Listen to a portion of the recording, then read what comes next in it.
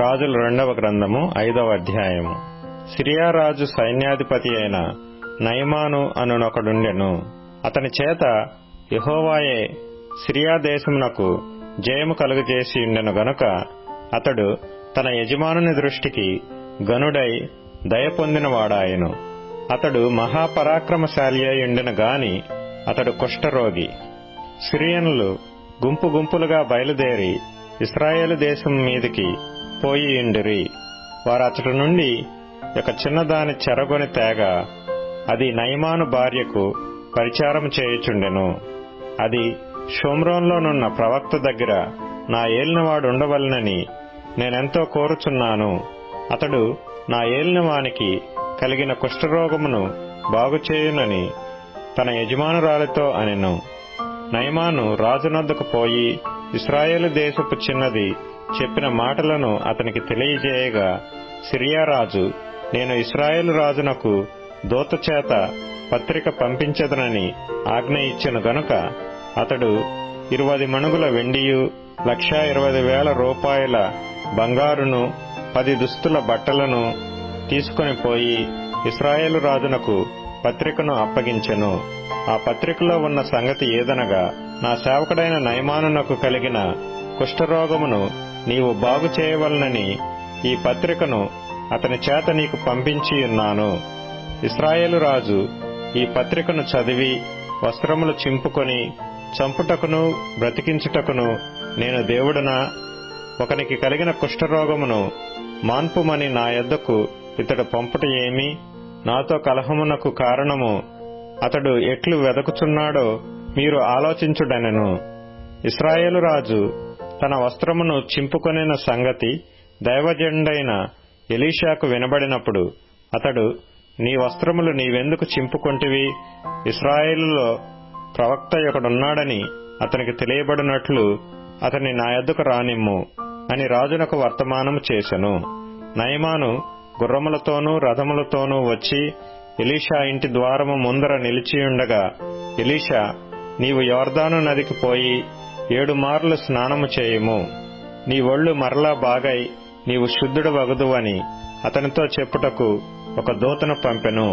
అందుకు నయమాను కోపము తెచ్చుకొని తిరిగి పోయి ఇట్లనెను, అతడు నా యొద్దకు వచ్చి నిలిచి తన దేవుడైన యెహోవా నామమును బట్టి తన చెయ్యి రోగముగా ఉన్న స్థలము మీద ఆడించి కుష్ఠరోగమును మాన్పునని నేననుకొంటిని. దమస్కు నదులైన అబానాయును ఫర్పరును ఇశ్రాయేలు దేశంలోని నదులన్నిటికంటే శ్రేష్టమైనవి కావా? వాటిలో స్నానము చేసి శుద్ధి నొందలేనా అని అనుకొని రౌద్రుడై తిరిగి వెళ్లిపోయెను. అయితే అతని దాసులలో ఒకడు వచ్చి, నాయనా, ఆ ప్రవక్త ఏదైనానొక గొప్ప కార్యము చేయుమని నియమించిన ఎడల నీవు చేయకుందువా?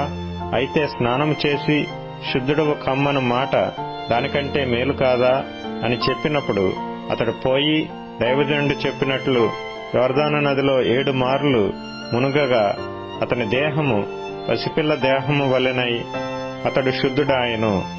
అప్పుడు అతడు తన పరివారంతో కూడా దైవజనుని దగ్గరకు తిరిగి వచ్చి అతని ముందర నిలిచి, చిత్తగించుము, ఇశ్రాయేలులోనున్న దేవుడు తప్ప లోకమంతటి యందును మరి ఒక దేవుడు లేడని నేను ఎరుగుదును.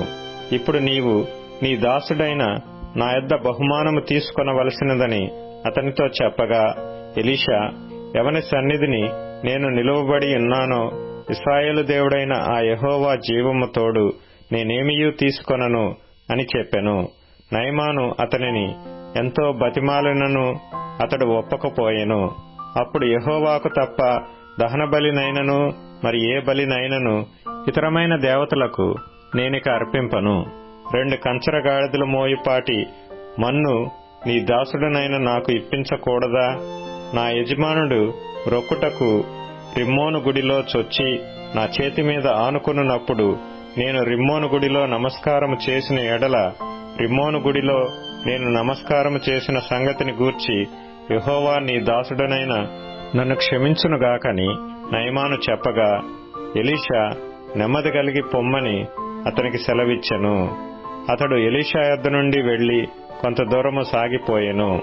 అంతట దైవజనుడైన ఎలీషాకు సేవకుడగు గేహజీ సిరియనుడైన ఈ నయమాను తీసుకుని వచ్చిన వాటిని అంగీకరించుటకు నా యజమానునికి మనసు లేకపోయెను గాని యెహోవా జీవముతోడు నేను పరిగెత్తుకొని పోయి అతని కలుసుకొని అతని యొద్ద ఏదైనను తీసుకొందుననుకొని నయమానును కలుసుకొనుటకై పోవుచుండగా నయమాను తన వెనుక నుండి పరుగున వచ్చుచున్న వానిని చూచి తన రథము మీద నుండి దిగి వానిని ఎదుర్కొని క్షేమమా అని అడిగెను. అతడు క్షేమమే అని చెప్పి, నా యజమానుడు నా చేత వర్తమానము పంపి, ప్రవక్తల శిష్యులలో 2 యవనులు ఎఫ్రాయిము మన్యము నుండి నా యొద్దకు ఇప్పుడే వచ్చిరి గనుక నీవు వారి కొరకు 2 మనుగుల వెండియు 2 దుస్తుల బట్టలను దయచేయమని సెలవిచ్చుచున్నాడనెను. అందుకు నయమాను, నీకు అనుకూలమైతే రెట్టింపు వెండి తీసుకొనుమని బతిమాలి 2 సంచులలో 4 మనుగుల వెండిని కట్టి 2 దుస్తుల బట్టలనిచ్చి తన పనివారిలో 2 మీద వాటిని వేయగా వారు గేహజీ ముందర వాటిని మోసుకొని పోయిరి. మెట్ల దగ్గరకు వారు రాగానే వారి యొద్ద నుండి గేహజీ వాటిని తీసుకొని ఇంటిలో దాచి వారికి సెలవీయగా వారు వెళ్లిపోయిరి. అతడు లోపలికి పోయి తన యజమానుని ముందర నిలవగా ఎలీషా వానిని చూచి, గేహజీ నీవెచ్చట నుండి వచ్చితివని అడిగినందుకు వాడు, నీ దాసుడనైన నేను ఎచ్చటికి పోలేదనెను. అంతట ఎలీషా వానితో, ఆ మనుష్యుడు తన రథము దిగి నిన్ను ఎదుర్కొనుటకు తిరిగి వచ్చినప్పుడు నా మనస్సు నీతో కూడా రాలేదా? ద్రవ్యమును వస్త్రములను ఒలీవ చెట్ల తోటలను ద్రాక్ష తోటలను గొర్రెలను ఎడ్లను దాసదాసీలను సంపాదించుకొనుటకు ఇది సమయమా? కాబట్టి నయమానునకు కలిగిన కుష్టు నీకును నీ సంతతికిని సర్వకాలము అంటియిండును అని చెప్పగా వాడు మంచువలే తెల్లనైన కుష్ఠము కలిగి ఎలీషా ఎదుట నుండి బయటికి వెళ్ళెను.